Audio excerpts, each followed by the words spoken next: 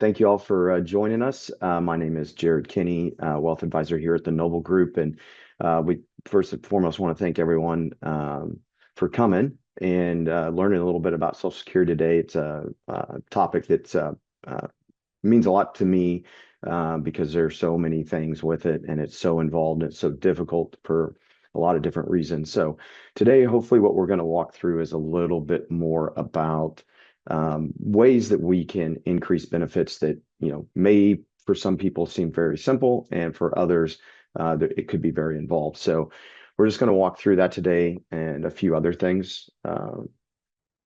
First, we'll want to talk about some disclosures, and then we'll get into the agenda here. So today, what we're going to walk through is typically one of the biggest questions we get is in today's world is Social Security going to be there for me? And so we're going to walk through some of the things with that, the trust fund and everything else, because there's a lot of misinformation out there. But so we just want to make sure that you guys have the actual facts on that. And then we're going to talk about how we can increase our benefits. There's 5 different things we're going to hit on today, including retirement benefits, spousal and survivor benefits working while you're taking Social Security, a new one called the Social Security Fairness Act, just signed into law at the beginning of this year, and then taxes. Another one of my favorite planning items is tax planning. So typically, I always like to dive in a little bit into the tax side of things. So, and then in the chat screen, you can type in any question you want, and at the end, we're going to try to answer as many of those as we possibly can. Okay, so let's just go ahead and jump right in. Will Social Security be there for me? So a big thing here when we talk about this is some people have heard that the trust fund is going to run out. The fund that we have that helps pay the benefits over and above the money that comes in from payroll taxes. And so right now, that's called the Old Age and Survivor Insurance, OASI Trust Fund. And it's scheduled to pay up to 100% of benefits for those people already on Social Security through 2033. Okay, so after 2033, the reserves will be depleted. And then the ongoing income, the money coming from payroll taxes, will cover about 79% of those scheduled benefits moving forward. Social Security also has another one called the Disability Insurance Trust Fund. This one is fully funded, done very well. 100% of benefits scheduled to pay out through 2098. Okay, so but if we combine those 2 trust funds together, combined called the OASDI trust fund, that's scheduled to go out to 2035, so in a couple extra years. Now, just note that if this to combine these, it would take a change of law. So right now they are 2 separate things, 2 separate trust funds. But if this one were to run out, then after 2035 is scheduled to pay about 83% of benefits, so a little bit higher. So typically what I hear when I meet with people in our office is, there's 79, there's 81, there's 83. So these numbers are all kind of there. And what we just say is roughly 80% of benefits if these trust funds happen to run out. So basically, some things that we can look at. These are things that are kind of, so to speak, on the docket to maybe change in the future. So we've seen bills introduced throughout the years to make these changes. But the first one is full retirement age. Again, we're going to dive into this a little bit deeper, what full retirement age is and what that means. But basically, right now, current full retirement age is 67 for those born in 1960 or after. So most people not already on Social Security are going to fall into this range. But as we continue to live longer lives, we'll probably see this full retirement age go up gradually. In 2009, it went from age 66 for those born 1943 to 1954. And in 2015, 1954 to 1960, we saw a gradual increase, basically adding 2 months each year to those ages. So the next one is the FICA tax wage base. So basically what this is in 2025, it's 176,100. So this is the amount that you will pay on your income in Social Security tax. So right now this is an increase from 168 in 2024. So right now, Social Security tax is 12.4%. You'll see 6.2 come out, and your employer typically covers the other 6.2. If you're self-employed, you do have to cover all 12.4. Okay. So basically meaning that for you pay 6.2% of your income up to 176,100 in these payroll taxes or FICA tax. Also, a part of that is what's called hospital insurance, also known as Medicare Part A. So with Medicare Part A, it's also a part of FICA, adds a little bit higher to make it all the way up to 15.3%. But that's paid on all income. So we pay Medicare all the way up until on all your income that you earn. So right now for Social Security, this is it. So what we've seen, the bills introduced are either raising that FICA base more than just indexing for inflation like they do every year, or what we saw from the previous administration was trying to, keep the FICA base where it is now and just keep indexing it, but then adding another one. If I remember right, it was somewhere over 400,000, and then you pay that all the way up. So they're trying to figure out ways to do that and to make that a little bit more. But this is something that Congress, again, is trying to figure out something with this. But what we do is we continue to watch this because this is adding to the overall tax if they increase this for quite a few people. And that's one thing that we really want to try to keep down. So speaking of tax, Social Security taxation. All right. So Social Security taxation has been very heated debate since 1984. Congress overwhelmingly signed a bill into law that allowed up to 50% of Social Security benefits to become taxable at the federal levels. Again, when we get into the tax side, we'll dive into this a little bit deeper, but basically, and then again in 1993, the Senate was deadlocked on voting to raise it to 85%, up to 85% of benefits becoming taxable. And Vice President Al Gore was the deciding vote in favor of raising it up. And then Bill Clinton signed it into law. So the big thing here is with the Social Security Trust Fund only a few years away from running out and not being able to pay all of the benefits out without further action or further debt being taken on from the U.S. government. Moving this taxation up to 100% has been something that's been talked about quite often, and we've seen introduced in bills. Meaning, again, as we go through the tax side, you'll see kind of how we move that around. It's not saying that it's not 100% tax, which is something that we get quite a bit. It's meaning that it's all included in your taxable income, which then you pay tax at whatever rate your income is at. So these are a few things that we've seen, probably the top three things that we've seen over the years of things that could potentially change in the future to help fund Social Security long into the future. So, okay. So with that said, there's growing concerns about the solvency, and really what we want to do is look at this, how this impacts our clients' lives, and try to spin it as positively as possible. But so essentially, just know we watch it, we're here, and if anytime you have any questions on it, don't hesitate to give us a call because we're here for you on that. So, okay, so now let's look at the 5 different ways to increase our retirement benefits. Okay.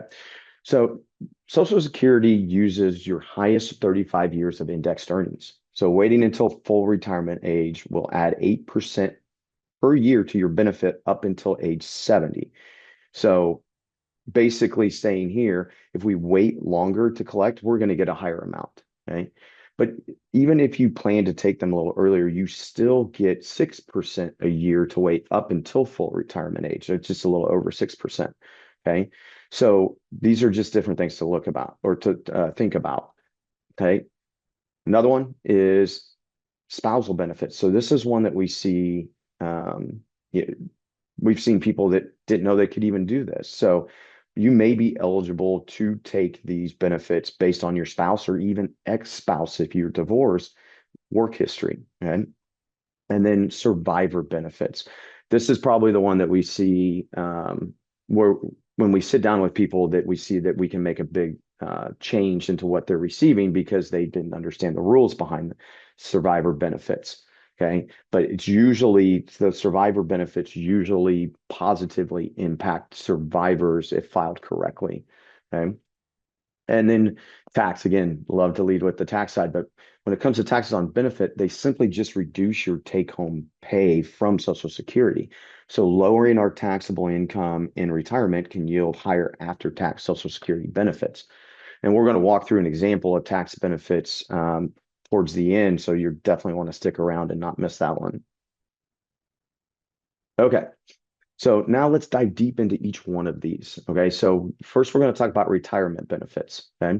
And retirement benefits are essentially you've worked your whole career or some part of your career, and as long as you accrue at least 40 quarterly credits or 10 years essentially of work paying in those FICA taxes, you'll qualify for benefits. Okay. So this is usually most people fall into this. We don't see a lot of people not being able to compile 10 years of work from at some point when they were young till they retire. Um, and then another question is, what age can I take it? Right. So the first year you can start taking your retirement benefits, the benefits from you working is age 62.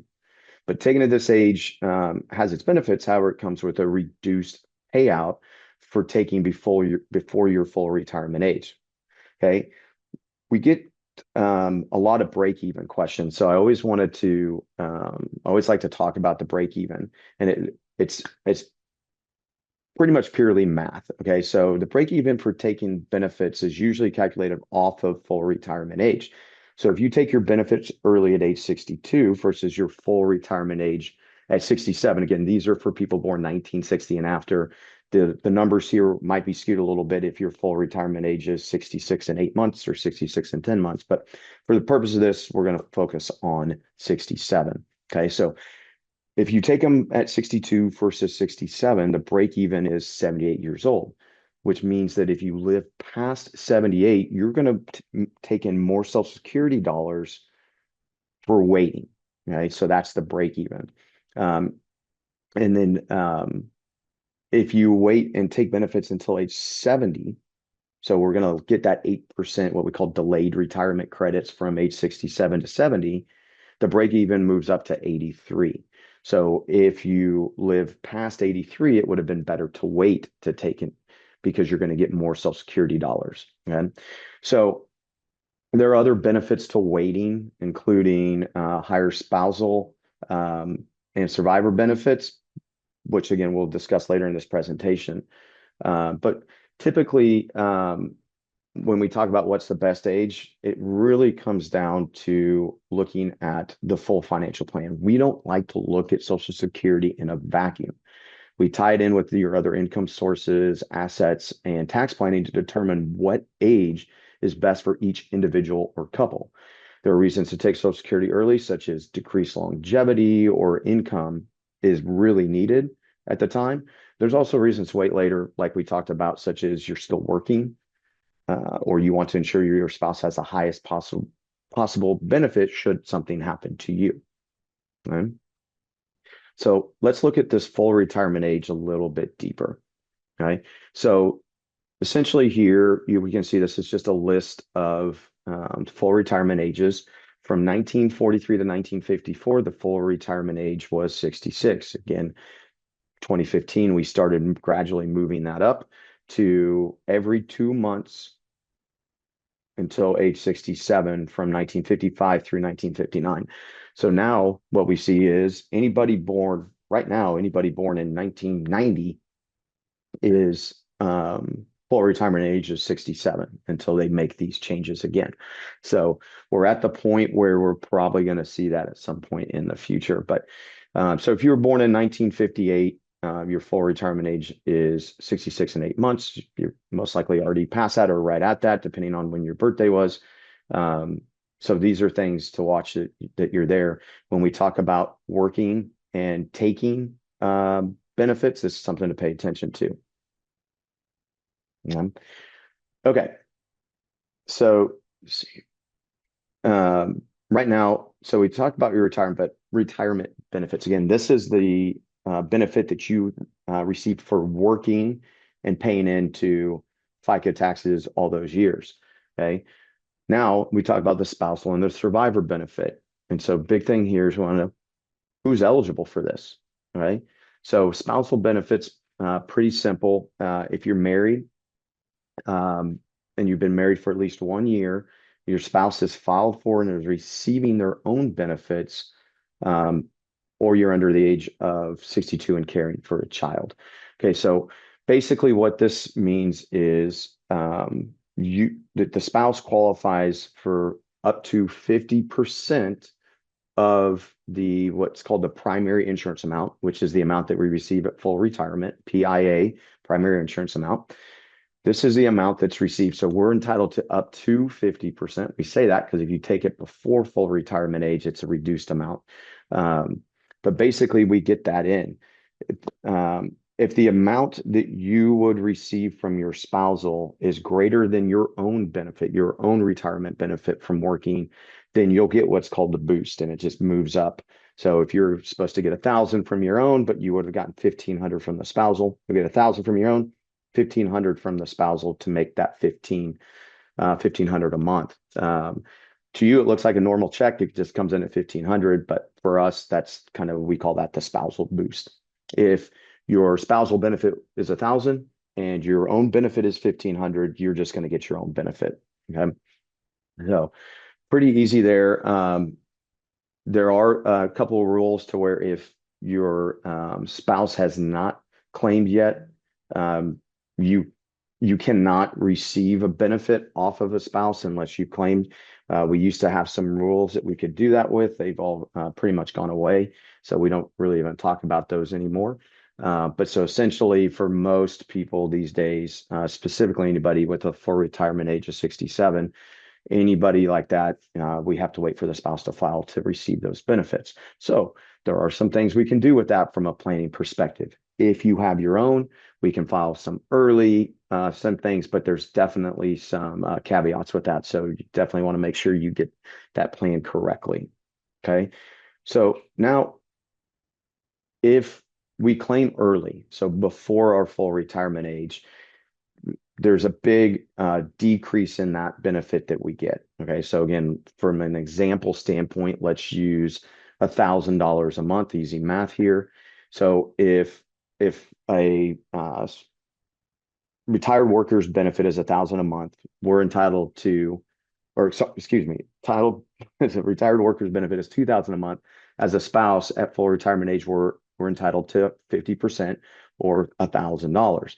And basically, if we file as early as 62 for that benefit, then you're going to receive a reduced payout to 32.5% of that number. So essentially saying in there, there's reasons why we would take it early, just like the retirement benefit, and there's reasons why we would wait. Now, the one thing with the spousal benefit is the max that you can get is 50% of the retired worker's full retirement age benefit.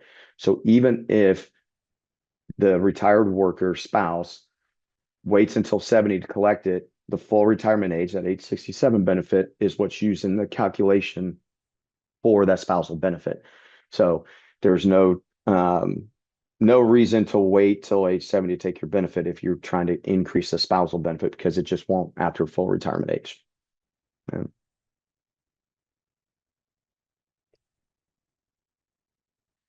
Okay, so that's the spousal. So that's for people currently still married. Survivor benefit. Okay, so survivor benefit works a little bit different. Okay, and there's different eligibility rules for this. So in the case where both spouses are over full retirement age and receiving benefits, it's really simple. If one spouse passes away, they're both receiving checks. The highest stays and the lowest goes away. So if we're getting 45,000 total of Social Security, a check of 30,000, a check of 15, when one spouse passes away, just the 30,000 remains, nothing else. The 15,000 is gone. So the spouse, doesn't matter whose was whose, the highest stays, the lowest goes away. Okay, but there are different rules for if the spouse is either under full retirement age or currently not collecting benefits. So the great thing with the survivor benefit is this is called deemed filing. We're not going to get into the details of it. It's the basics of it is that they can claim a reduced survivor benefit as early as age 60. So not 62 like retirement benefits, age 60 or even younger if they have dependents under age 16. So, or excuse me, 18. So, um, the the point of this is we can file for this survivor benefit and let our own benefit, our own retirement benefit grow, or vice versa. We can file our retirement benefit at age 62 and let the survivor benefit grow all the way up until age 70. Okay. So, but there is a reduction of that benefit, just like anything. We take it early, it's going to be reduced because technically, based on longevity, we're going to get it longer. Okay. So there's that basically we can claim it starting at age 60, where we are going to see a reduction of over 25% to that, down to 71.5% is what we'll receive on that. And then we can switch around, like we talked about, as their own benefit kept on, or we just stay there if that's the best case scenario. Okay. But if you're looking at a strategy like this, it's very important how you file it. So there's something called a restricted application. Typically, that needs to be filed so that you can switch your benefit at a later date.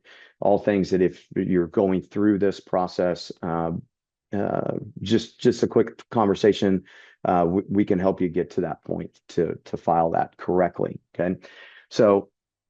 But always remember, we're going to talk about this coming up here, but when you work while on Social Security before your full retirement age, the earnings test, which determines do we get our full check, does apply. So we want to make sure that we're keeping mindful of the rules, not just, hey, well, I can take it.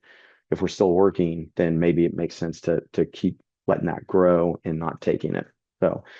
The big thing here too is marriage. So, a lot of times, when one spouse passes, down the road, the surviving spouse, maybe will marry again.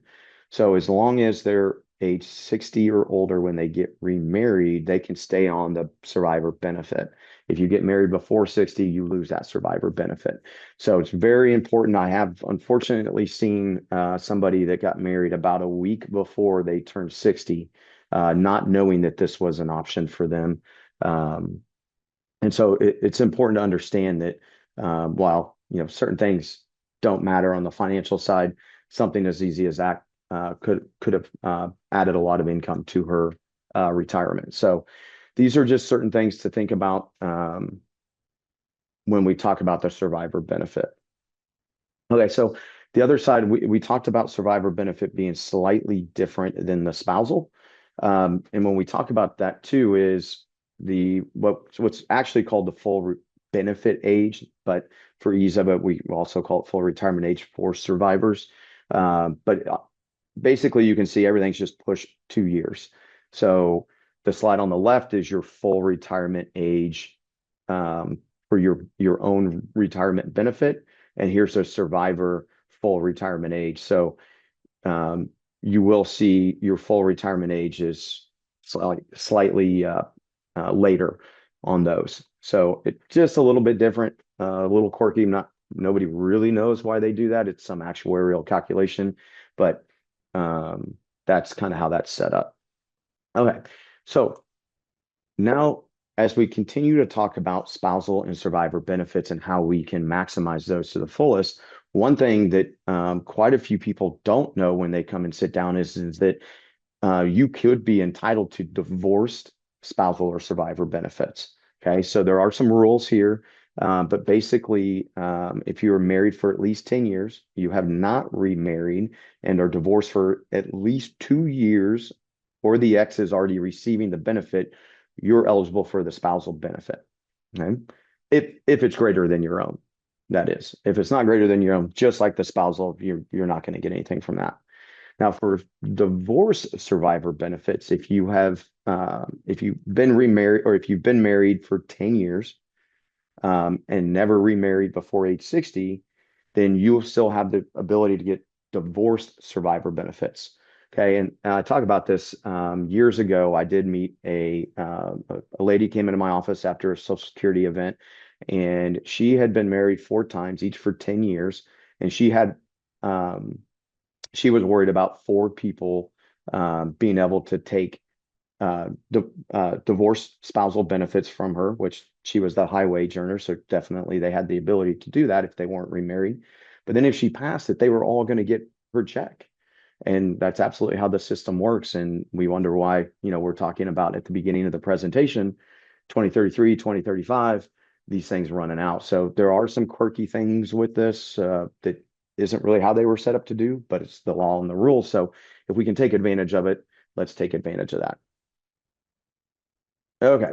So that's the spousal and survivor benefits. Now, when we talk about working while we take benefits, okay, this one is very important, okay, because we have a lot of people that come in and they want to get their benefits as soon as possible, whether it's because of longevity or just their desire of not wanting to deal with them potentially running out, whatever their thoughts are, it's very valid. They want to know what happens if I'm working and I'm under full retirement age.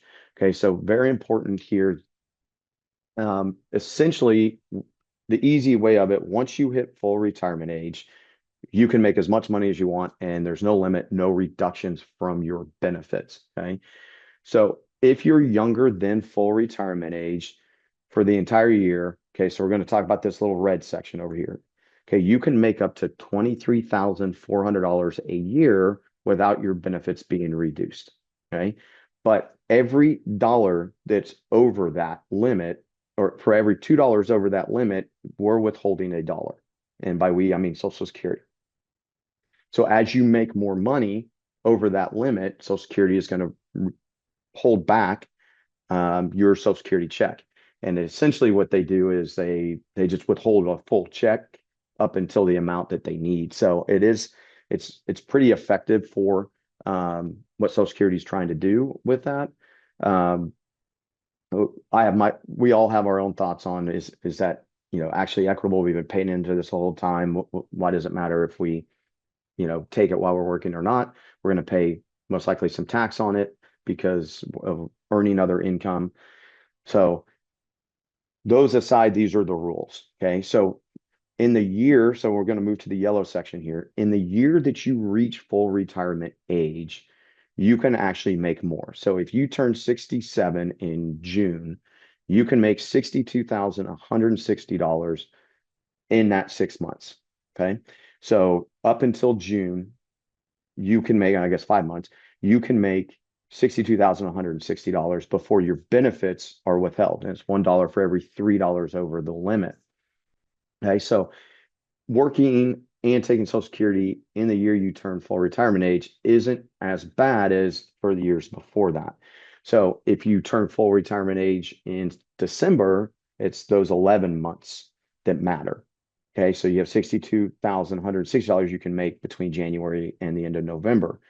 If you turn full retirement age in February of that year, you can make $62,160 in January. So Social Security considers if you're full retirement age at any point in February, your February 1st is your full retirement age. So that's why we can do it by the month. It's pretty simple. Okay, so but again, once we hit full retirement age, you can earn as much as possible. So we don't see this quite as often as being an issue, but it is. So a big thing here is when we talk about the reduction or with being withheld, this money does come back to you eventually in future checks when you either hit full retirement age or stop working and no longer have the withheld, but it does take a period of time to get that back. So you just have to look and weigh the options. Does it make sense to do it or does it not? So that's kind of sitting there on that. If you have questions on that, if you're thinking about doing that, please give us a call. We can actually run these numbers for you a little bit deeper. Okay. All right. So Social Security Fairness Act. Okay. This is something new. This is a simple way that certain people aren't even going to have to do anything, and they're going to see increase in their checks if they're either already on it or going to be on it in the future, and we're planning for a reduced amount.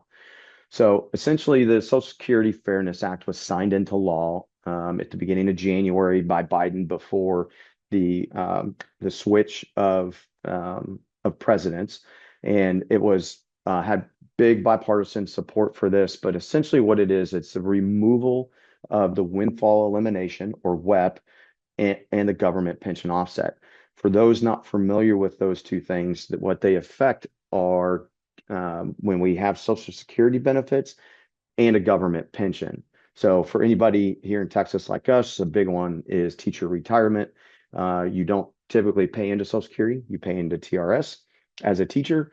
And so if you were to get, if you worked some part of your career in, non-government pension payments, and you paid into Social Security, when you retired and you took TRS and Social Security, there was a formula that reduced your Social Security benefit. Okay. The government pension offset did the same thing, but it did it for the spousal and the survivor benefit, and was way worse of a calculation, where it could completely remove all of your Social Security benefit because of this government pension that you had. What the Social Security Fairness Act is doing is basically repealing those.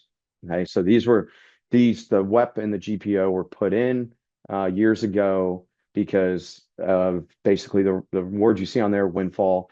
The government felt that if you had a government pension and Social Security, you were receiving a windfall, more so than just a typical worker paying into Social Security.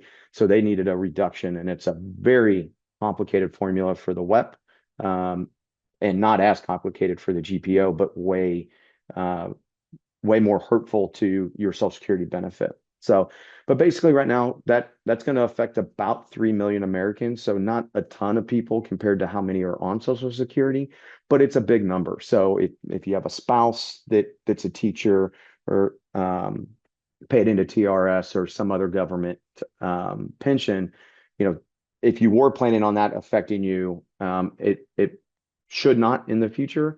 But right now, the Social Security Administration is still evaluating how to implement and fund this thing, because it was signed into law without any of that. So right now, what we know is what you guys know based on this. There's not a lot. It will add to the debt in some capacity if they don't figure another way to pay for it. So just something to think about there. Okay. All right. Now, everyone's favorite, it's basically a month past tax day, and everyone's probably like, oh, I don't want to talk taxes, but taxes with Social Security are very important to understand if you don't already.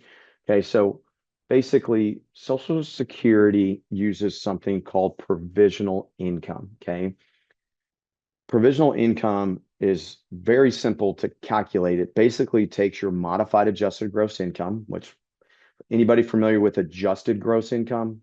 Modified is essentially the same for most people. It usually just adds tax-exempt interest back in. There are a few other calculations in there, but very unnormal for most people to have those. So if you have municipal bonds or something like that providing tax-exempt interest, that's where your modified adjusted gross income number might be slightly different than your adjusted gross income number. But basically, we take your adjusted gross income plus half of your Social Security benefit, whether you're individual or married, and we add those together. And then we use this little chart. Okay, so this chart, unlike most things that we look at from Social Security, Medicare, everything, are indexed for inflation. Provisional income is not. So these have been the numbers for years, and right now it's getting harder and harder every year as income goes up. Social Security benefits go up for this, for us not to pay taxes on Social Security. So essentially, let's look at the married filing joint. If you have less than 32,000 of provisional income, which we're going to look at a little example of this to kind of clarify what we're talking about here. But if you have less than 32,000 of provisional income, then you're going to pay 0% of your Social Security to taxes. So essentially saying that your 1040 would have your total amount of Social Security, and then taxable amount is 0. So it's not going to add into your taxable income for the year. Hey, if you're between 32 and 44,000 of provisional income, up to 50% of your benefit is going to be taxable. And it's not always exactly 50, it could be 40, it could be 30. So it is a calculation as your income grows. Once we get over 44, we can get up to 85% of our benefits move over as taxable income. Quick example, if we had $10,000 of Social Security and our provisional income, all of our other income plus that 10,000 of Social Security was over 44,000, then 8,500 or 85% of that 10,000 is going to move over on the tax return and become taxable income for us, which then we pay at our normal rates and whatever's there. So this is really important to watch, because what we do from a planning standpoint is how do we lower Social Security tax as much as possible when we can. So I'm going to go through a couple of examples. One that we're going to walk through today is called the widow's penalty. Okay, and this is one that we see so often, and some prior planning can help this out a lot. But the widow's penalty basically says the number one biggest penalty in the tax code is go from filing married to filing joint, or excuse me, filing married jointly to filing single, because basically we cut the tax bracket in half. So the same income, we're almost going to pay double tax on that, sometimes even more on the single side. So when we look at the widow's penalty, we're going to take a case from 2024 because it paints the numbers really, really well. Okay. So essentially, this couple, so we're looking at a married filing joint couple, while they're both still living, they needed 85,000 of income to live. Right. So they're going to pull 40,000 from their IRA. They're getting 45,000 from Social Security. But we can see on there, because if we do the provisional income, they're going to pay part of that Social Security is going to be considered taxable income. Okay. So in here, we see that they're in the, let me go back one here. You can see that they're in the 12% marginal tax bracket.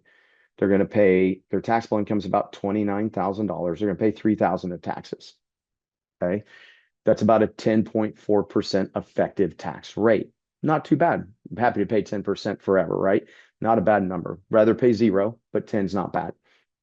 So when we move over to the single, okay, still needs 85,000 of income to live in that year. So if a spouse had passed away, now we're filing single this year, we're going to take 55,000 out of IRAs, because remember, on the survivor benefit, if one is getting 30,000 and one is getting 15, the 15,000 goes away.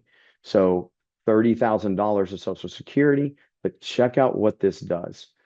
Look how much taxable Social Security is in there on that. That's fully 85% of that 30,000 is going to move over as taxable income. So our taxable income grows, married filing joint 29,425 to single 63,950, and we're going to pay tax on that.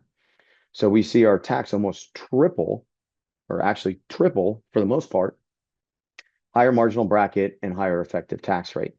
Still 14%, not a terrible tax rate, but what is it that we could do to potentially avoid this? Well, one thing, if any of you have been to any of our tax planning webinars or listened to any of our videos on YouTube, we talk a lot about Roth IRAs, right? And doing Roth conversions, paying those taxes now when we have these lower rates, like 2025. As of now, everything sunsets after this year. We go back to the tax rates in 2017, unless Congress decides to extend these out, which we're still kind of trying to figure out if that's going to happen or not. We don't know yet.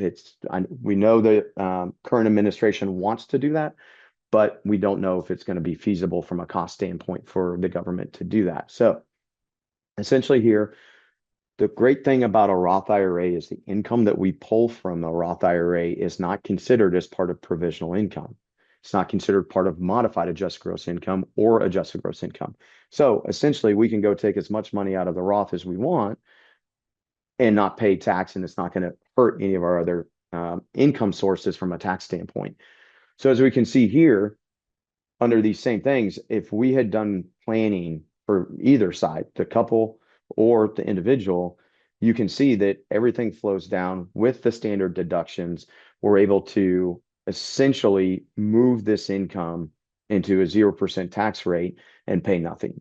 So now, while this is in reality, doesn't usually get to this point because of the cost to get all the money into the Roths leading up, it is possible. And we do have clients doing this. So if you have questions about if you have a Roth 401k that you can contribute to at work and you want to know what does that look like, give us a call. We're happy to talk through that with you. If you have a bunch of IRA money or traditional 401k and you want to start converting that into Roth IRAs, we can help with that. These are all things that can set you up in retirement in a much lower tax bracket, where what we say is we control the taxes we pay year over year, not the IRS. So that's real important there. Okay. And that's basically what we talk about is a comprehensive financial plan. Right. And so we're happy to help with this in any way, shape, or form. Essentially, what happens after this webinar is over, we do need a day or two for compliance to approve everything, but then we'll send out a follow-up email that will have link to the recording, the slides, and access to my calendar, where if you guys want to book some time, just a quick 15 to 30-minute conversation to see, is there something we can do to help? That's what we're here for. Okay. So with that, I'd like to move this on to some questions. If anybody has those, we'll start reading through the chat. If you do have any more questions, feel free to put those in. Okay. So first question that we got, what if your spouse has never worked? Can she still receive spousal benefits after I die? That's a great question. Spouse does not have to work to collect spousal benefits. So if you're living, and again, we'll use a quick example here. If you're living and let's just say you're both full retirement age, you're getting a $2,000 check. She is entitled to $1,000, whether she worked a day and paid into FICA or zero. Doesn't matter. She worked her whole career or 0 days.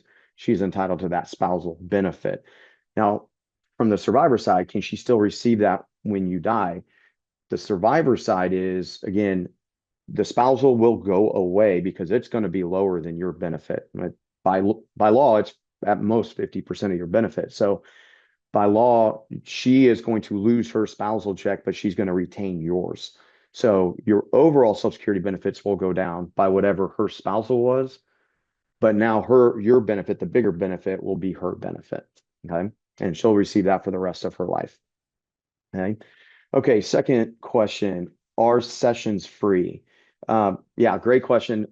Yes. So essentially, the initial conversations and everything we do, that's part of the Noble Group and working with your companies and the 401k benefits there. So you can call us anytime. We're happy to help with those questions, and those are always complimentary. Now, if we work, we have our retirement plan side, which is what we do here, and we have a private wealth side.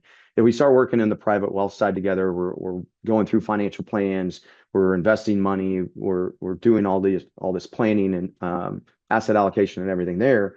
Yeah, we do have fees like a normal advisory firm would, which we're very open and transparent about those, and we would walk through that in your specific situation. So, okay, another question. Read through. Okay. What happens if these trust funds run out? Okay. Okay. I think I see what you're saying. Okay. So what happens if these trust funds run out and I'm already on Social Security? Okay. Great question. So what we call scheduled benefits are the benefits that are scheduled to be paid out every month to people on Social Security. So if you're on Social Security and these trust funds run out, when we use those numbers, 79%, 83%, that's what the current payroll tax that we take in, the income that was received from those FICA payroll taxes can pay out. Okay, so it's what's paying out now. The trust fund was paying the rest. And so as that trust fund depletes, it's not going to be able to pay out all of those benefits. So essentially, this is basically saying that the workforce today doesn't have quite enough to pay for the people on Social Security. This is the baby boomers, everyone that's retiring now, that's been paying in a long, long time and paying in at sometimes the max amount, where now we've got much younger workers not paying in that as much because they're not at those max ages yet. So essentially, long way of saying that's kind of what's scheduled now. Essentially, if Congress acts sooner than later on doing something, it'll extend these better, everything better. The longer we wait to do anything, and the more expensive it's going to be, and the harder it's going to be to do. So, real important, but great question. Okay, could you explain the process to file for Social Security benefits? Yeah, so right now, if you're filing for your own benefit, your own worker benefit, or even a spousal benefit, you can do that all online. Okay, you've got myssa.gov or just Google, file Social Security benefits. It's a pretty simple process online. We as advisors cannot help you go online and do it. You can also go to the Social Security office. I hear wait times are a little longer these days, but if you'd rather talk to a physical person, wait times on the phone and everything else, but online is by far the easiest way to do that. If you're looking for survivor filings and stuff, that usually has to be done in person because they're going to need copies of the death certificate and some other things there. So, but great question. Okay, looks like we've got two more questions and then we'll end this up. Okay, so we work. Okay, so we work 35 years, being taxed the entire 35 years, then we retire. Is the government taxing our Social Security payments? So, yeah, this is a big thing, and this, dating back to 1984 when they moved it to be 50% of your benefits could be taxable, was the double taxation. And yeah, so I mean, however we want to look at it, we play the side typically of estate tax and Social Security tax tend to be more double taxation, but essentially it's a means testing. That means you paid into this and you're collecting it, but you've got these other income sources that make your total income high enough that you're going to put back in. These are things that the current administration is talking about getting rid of in some capacity. So we'll just see. There's a lot of balancing out there that needs to be done because it hasn't been done very well for the last 40 years, essentially. So,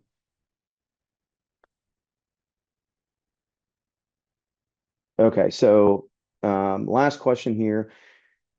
This question is clarifying something we talked about earlier. To be clear, so if my Social Security benefit is $4,000 a month, my spouse will get another $2,000, presuming we are both at full retirement age and her own standalone benefit was less. The answer to that is yes. So let me break that question down a little bit more. So retired worker, or I'm going to guess retired, but either way, file his Social Security benefits at full retirement age or longer, and his benefit is $4,000 a month. Now, if your benefit is $4,000 a month at full retirement age, then your spouse will get $2,000. If you're waiting until 70 to get it to 4,000, you have to figure out what your full retirement age benefit is to get 50% of that to your spouse, because those delayed retirement credits that we get waiting from full retirement age, so waiting from 67 to 68, 68, 69, 69 to 70, so 3 years at 8% simple interest a year, then your spouse does not get a part of those. So if your full retirement age benefit is 4,000, then yes, she'll get 2,000 off of that at her full retirement age. If you grow yours from 4,000 to, let's call it 4,500, waiting until 70, she still only gets 2,000. So spouses do not get the delayed retirement credits. So, but great question. Okay. Awesome. All right. Well, thank you all so much for being here again. We next month's webinar is going to be on Medicare. I'm waiting to hear. We might have a cool guest. We may not. Trying to get schedules aligned on that one. But we're going to be doing Medicare a little bit later in June. Look forward to seeing you there. Give us a call, shoot me an email. I'm always happy to help with any other questions we have beyond this. So everyone have a great rest of your week, and we'll talk with you guys soon.